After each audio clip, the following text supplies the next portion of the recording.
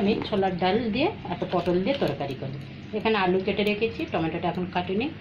এখানে পটলও কেটে রেখেছি, এক একটা পটল 3 টুকরো। ছোলার ডাল ভিজিয়ে দিয়েছি, এবার জলের থেকে তুলে নিয়েছি। এটা শিলে বেটে নেবো আমি। আবার কাটতে শুরু। ডালটা আমি পিষে নিয়েছি, এর মধ্যে একটু কাঁচা লঙ্কা, একটু ধনে পাতা দিয়েছি, একটু কালো জিরে, একটু নুন, একটুখানি সামান্য হলুদ দিয়েছি। ফ্রাই প্যানে দিয়েছি তেল, সর্ষের তেল দিয়ে এবার ছোটো ছোটো করে বড়াগুলো ভেজে নিচ্ছি আমি।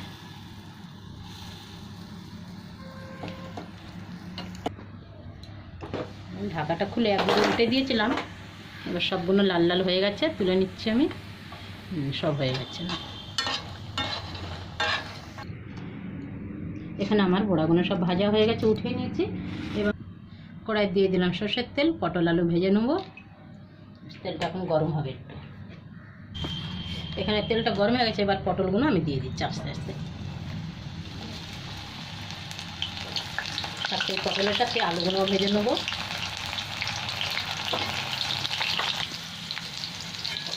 আলু আর পটল আমার ভাজা হয়ে গেছে, এখানে উঠিয়ে নিচ্ছি আমি। এখানে আর আমার তেল দিতে হবে না, তেল আছে। এর মধ্যেই দুটো তেজপাতা আর একটু শুকনো লঙ্কা গোটা জিরে দিয়ে দেবো।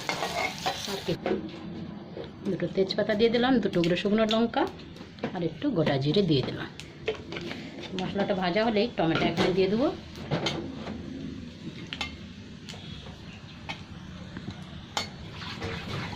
এখানে টমেটোর সাথে আমি নুন, হলুদ আর লঙ্কার গুঁড়ো দিয়ে দেবো। মশলাটা ভালো করে ভেজে নেব।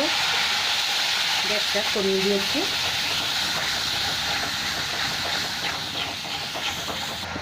এখানে কটা কাঁচা লঙ্কা দিয়ে দিলাম, আর এখানে জিরে আদা বেটে রেখেছি, সাথে গরম মশলা, এটা আমি দিয়ে দিই। আর আমার কোনো মশলা দিতে লাগবে না তরকারি। মশলাটা ভালো করে ভেজে নিচ্ছি। এখানে আমার তেল ছেড়ে দিয়েছে মশলার থেকে। এবার আমি পটল আর আলু দিয়ে দিলাম।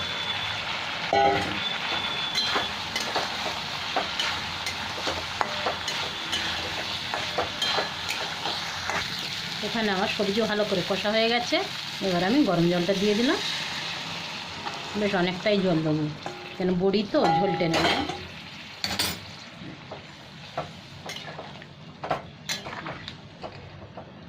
হয়ে গেছে, একটু ফুটে গেলেই বড়িগুলো তুলে দেবো। এখানে আমার আলুটা সেদ্ধ হয়ে গেছে। এবার আমি ডালের বড়াগুলো সব দিয়ে দিচ্ছি, একদম সেদ্ধ হয়ে গেছে।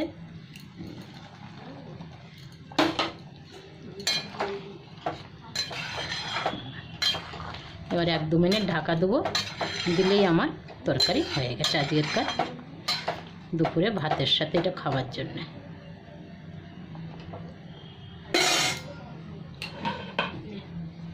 ঢাকা দিয়ে দিলাম আর একবার।